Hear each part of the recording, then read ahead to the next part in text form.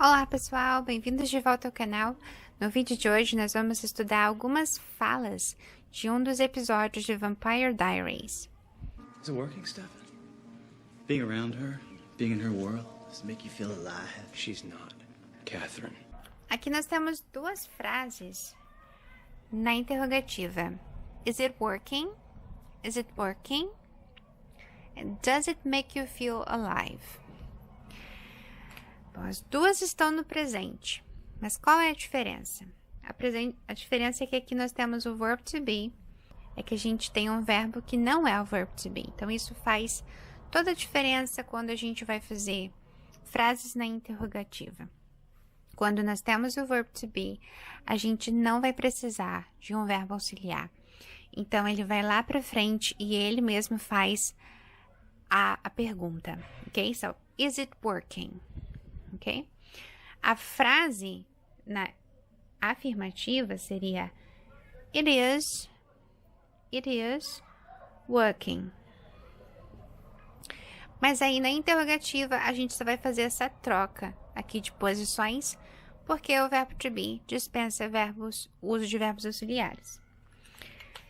Agora, aqui nessa frase, se a gente tiver que transformar ela para afirmativa, ficaria It makes you feel alive. Para a gente fazer essa interrogativa, a gente vai ter que fazer o quê? A gente vai ter que colocar o verbo auxiliar do presente, que é o do ou does, lá na frente da frase.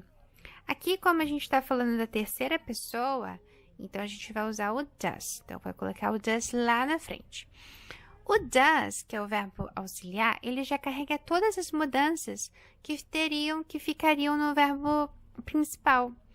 Então, esse Szinho que estava aqui, ó, quando a gente estava fazendo a afirmativa, ele vai lá para o verbo auxiliar. As mudanças vão ficar nele, no verbo auxiliar. Por isso aqui fica, does it make you feel alive?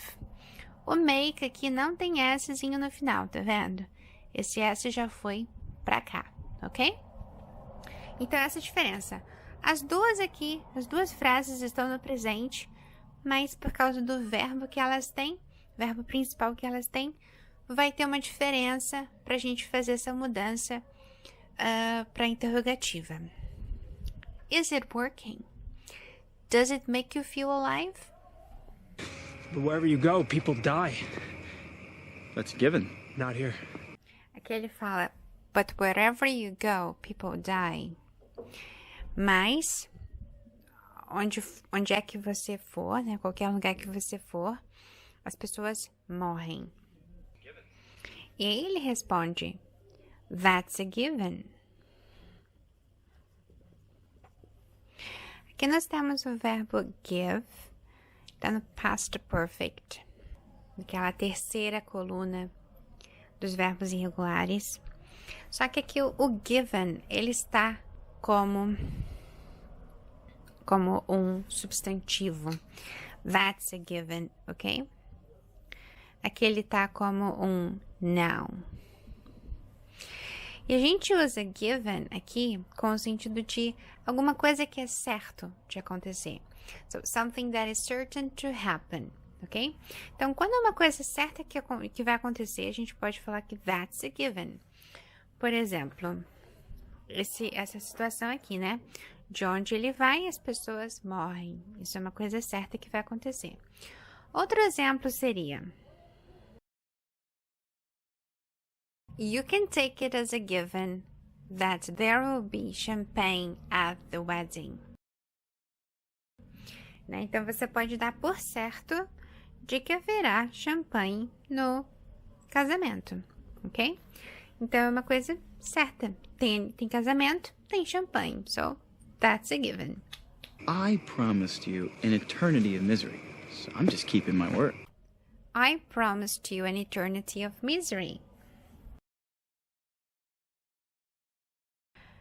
I'm just keeping my word.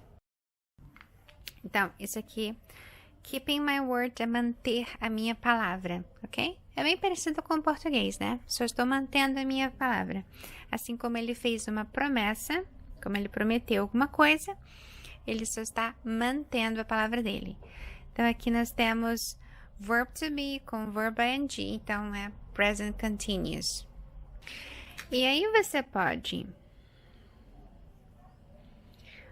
com a palavra keep, você pode falar keep a secret. Também pode falar keep a word. Where's your ring?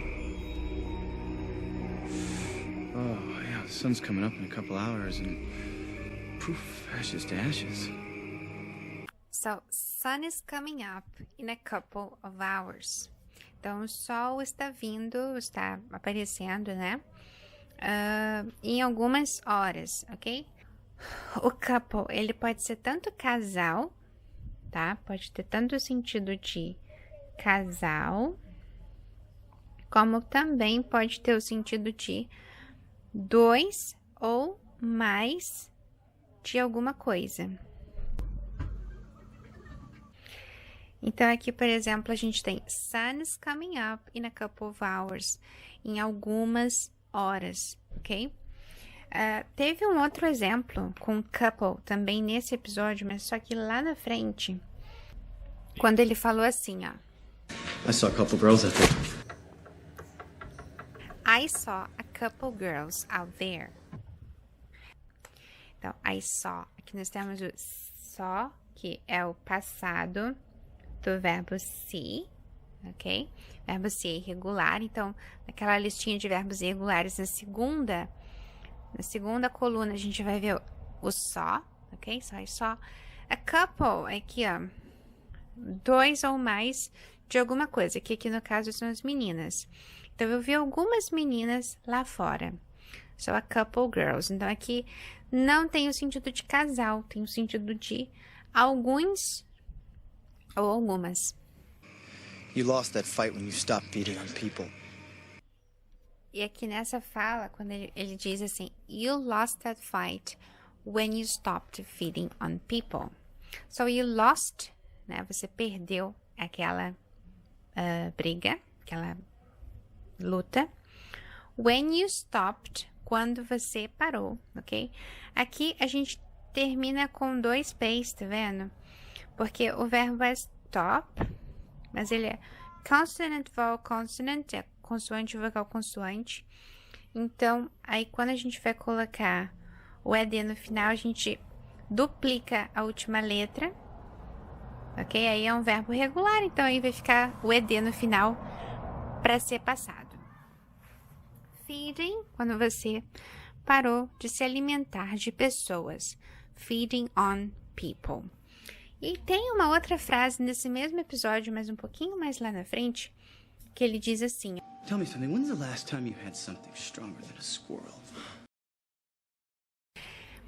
E aí ele fala essa pergunta: When was the last time you had something stronger than a squirrel? Então, quando foi a última vez, né? The last time. Quando foi. Esse aqui é o passado do verbo to be. Quando foi a última vez que você comeu, ok? Aqui o verbo have. Ele tem o sentido não de ter, não de possuir, mas o sentido de comer. Já falei em outro vídeo que o verbo have ele pode ter o sentido de comer ou beber alguma coisa. E aqui ele tem esse sentido, ok? So, quando você comeu alguma coisa, e aí nós temos um comparativo, ó. Alguma coisa mais forte do que um esquilo.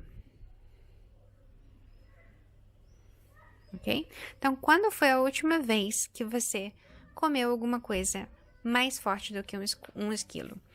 Bom, para quem não sabe, né, nesse caso, o Damon, ele é um vampiro que se alimenta de pessoas, por isso ele é mais forte do que o outro, o irmão dele, o Stefan, que se alimenta de animais, por isso ele é mais fraco do que o Damon. Então, por isso que ele faz essa pergunta. Quando foi a última vez que você comeu alguma coisa mais forte do que uns quilos? I wouldn't try it again. So, I wouldn't try it again. Então, would, a gente já tinha falado antes também no vídeo do modal verbs. Ele é um modal verb, ok? Ele vai fazer com que esse verbo aqui, o verbo que segue ele, tenha essa terminação ria, né? Então, aqui no caso tentar, try, então ficaria tentaria, ok? So, I wouldn't try, eu não tentaria de novo. Eu não tentaria isso de novo, ok? E o would, aqui como modal verb, ele vai ter algumas características, que é fazer com que o próximo verbo, o verbo que siga ele, não tenha o to entre eles, ok? E ele também é um verbo que ele não é conjugável, então assim, não importa qual seja o pronome que esteja aqui na frente, ele não vai mudar, tá? Então é would para todos os pronomes. E quando a gente faz a negativa, a gente também não precisa de um verbo auxiliar, é só a gente colocar aqui a forma negativa dele, wouldn't, ou a gente pode fazer também, colocar would not. So, wouldn't or would not try it again. I think we woke Zach up.